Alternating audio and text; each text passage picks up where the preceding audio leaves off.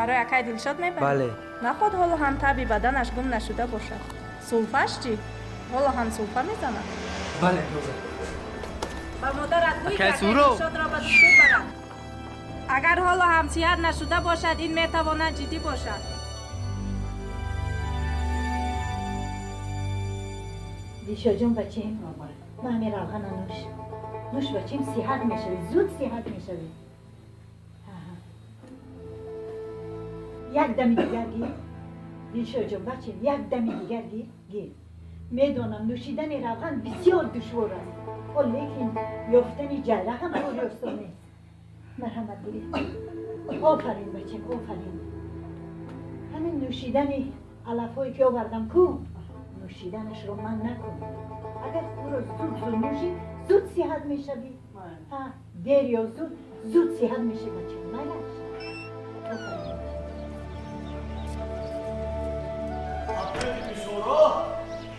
نفر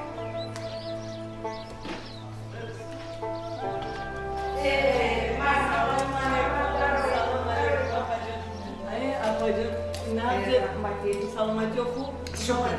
شما خوب هستید خدا باشد خانه همت اینجا سوزن احوالی دیلشا جون چه خیر؟ بهتر شکر خدا هیچ بهتر شده شکر همین پیشتره میگم افا جان احوال شوخی نیست روز از روز خراب شده ایستاده است نون رو به دهانش نمیگیرد تبش اونقدر هم بلند نیست و شب گویا در جوگش آبروزی میکند چون عرق میکند که حاضر زوکامی هرخیله و وزنین اومده است اپای بی بی سیرو گذارید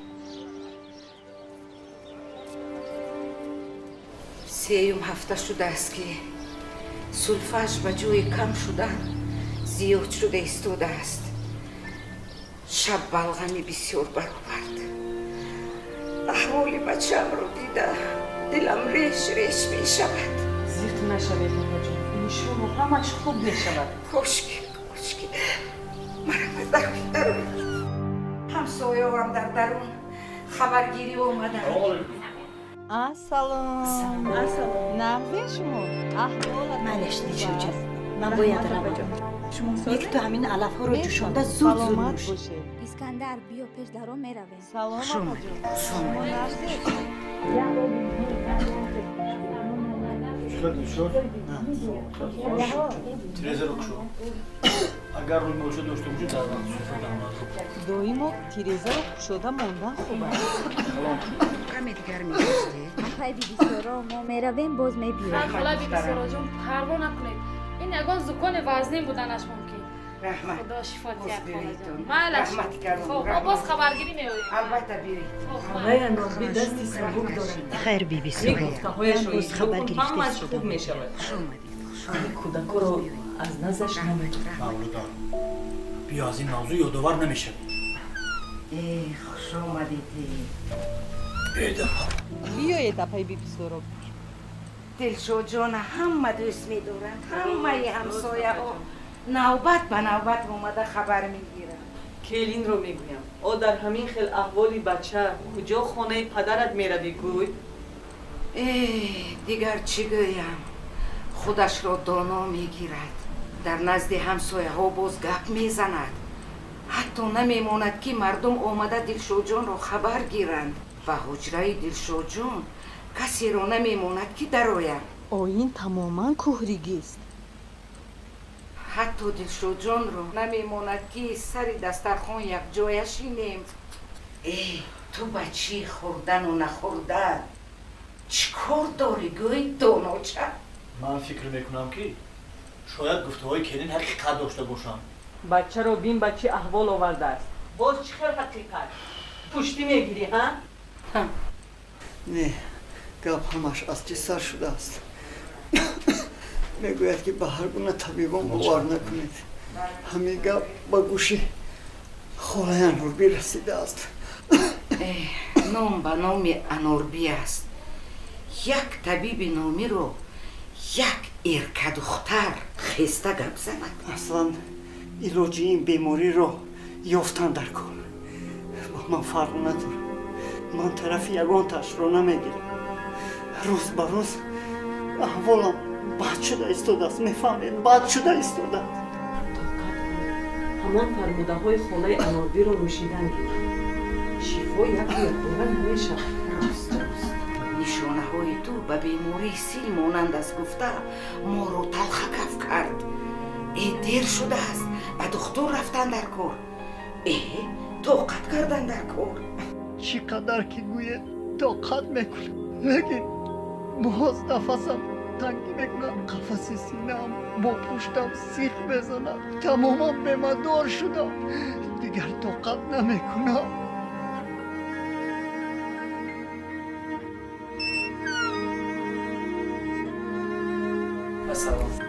سلام از دکان دلفروشی شما رو دیدم تو برآمدم که گذاشتی.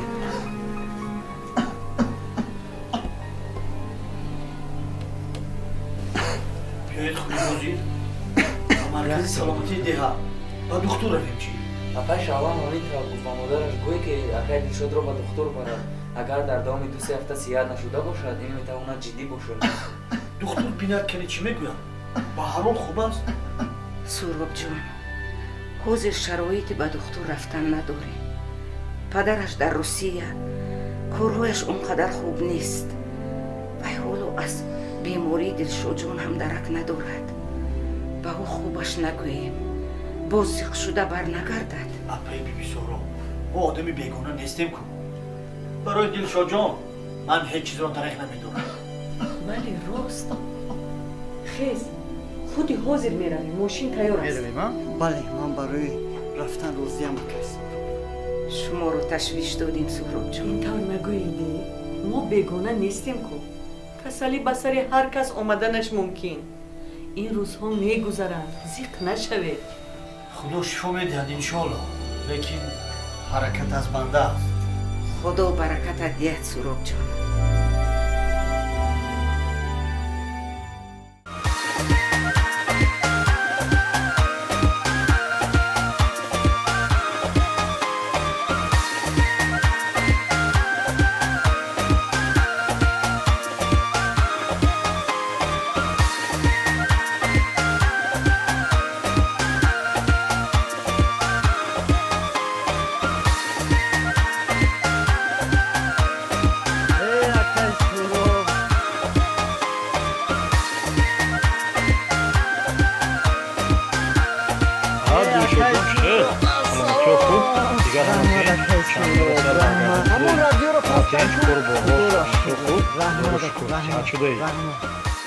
Assalom, chef, tench, خوب، هیچ کلان شدی؟ اوچا اکای سورا بوما. اپای بیبی سهراب سلام علیکم. مولودا همین خوراک پخته‌ها رو روان کرده سلام بسیار است. روزی دیگر میآید. مرحمت بالای کف بزن. مرحمت گذارید اکای سورا. رحمت اکای سورا.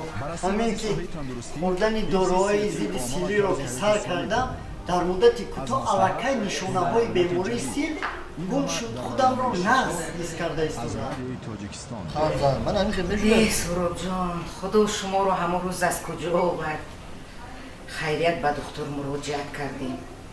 گپ در داروهای ضد سیلی بوده است. دیگر در بیمارخانه بستری هم نکردند ها؟ نه اکای سورا این ضرور هم نبوده. روز همشیره طبی و روز کارمند اجتماعی خدا برکتشان دهد داروها رو به خانه آورده به خوردن اونها رو نظارت میکنند. گپ در خوردن دارو بوده است. بعد از داروخوری در مدت کوتاه خارج کنی باکتریا ختم شده است. این را جواب معاینه بلغم باز تصدیق کرد.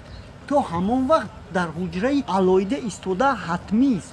بعداً دیگر خوف سرایت کنی به اطرافیان نیست. این روزها خودش می رود. داروهایش رو در مرکز طبی قبول می کند. چشم نرسد. من خودم دیدم. خیلی دلشاد جان در یک مدت کوتاه تغییر یافت. این روزها خسته در آفتاب و هوای گشاد می گردد. اشتهایش هم خوب شده است. کلین کنی کلین. در نانپزی بند است. بیچاره کلین رو بیهوده سرزنش کردیم. барои ҳамин мегӯянд ки ҳар кору рафтори одамро аввал сабабашро нағз фаҳмиданданд. суробҷон нафаҳми қиин будааст. баъди оне ки духтур ба мо қоидаҳои эҳтиётии бемории сирро фаҳмонд, баъд фаҳмидем ки келин рост мегуфтааст. ҳеҷ касро намемонд ки ба хонаи Дилшодҷон дароянд. дар сари як дастархон намемонд ки ҳама касаш бинем. ва зидди табобати халқӣ буд ҳа? рост мегуфтааст. оиди нишонаҳои бемории сил маълумоти нағз доштааст. вале ин кори беҳтарин кардааст ки кӯдаконашро сари вақт аз назди бемор дур нигоҳ доштааст. нагӯед, худо нишон надиҳад ки ҳамин дӯстро яко касал шаванд. ҳамаи мо аз санҷиш гузаштем. шукри худо ки ҳеҷ кас сироят наёфтааст. надонистану бепарвои аҷал ҳам мешудааст. дуруст. то бар сари худи одам наояд боварияд намеояду бепарво мегашти. табиати инсон ҳамин хел буд, лекин ҳамин надонистан нагӯед. нишонаҳои бемории силро донистан наҷоти инсон, вале надонистани он метавонад ба фалокат оварда расонад. ҳамин бепарвоӣ ҳама вақт ба одам зарар мерасонад. мо ҳама вақт ба гапу гапчаҳои беҳуда вақтамонро мегузаронем. як маълумоти зарурӣ ки ба он ҳаёти худамонро беҳтар карда метавонем, аз худ кардан намехоҳем. ҳоло ҳазорон бор шукр ки табобати бемории силро сари вақт сар кардем. дар қатори ҳамшираи тиббӣ ва корманди иҷтимоӣ ман ҳам худам ба Дилшодҷон аҳамияти сар бовар мекунед акай Суҳроб, ҳарчанд хӯрдани дорои зидди силӣ мушкил ҳам бошад, тоқат мекунам. иншоалло худо хоҳад Дилшодҷон шифо меёбад. иншоалло.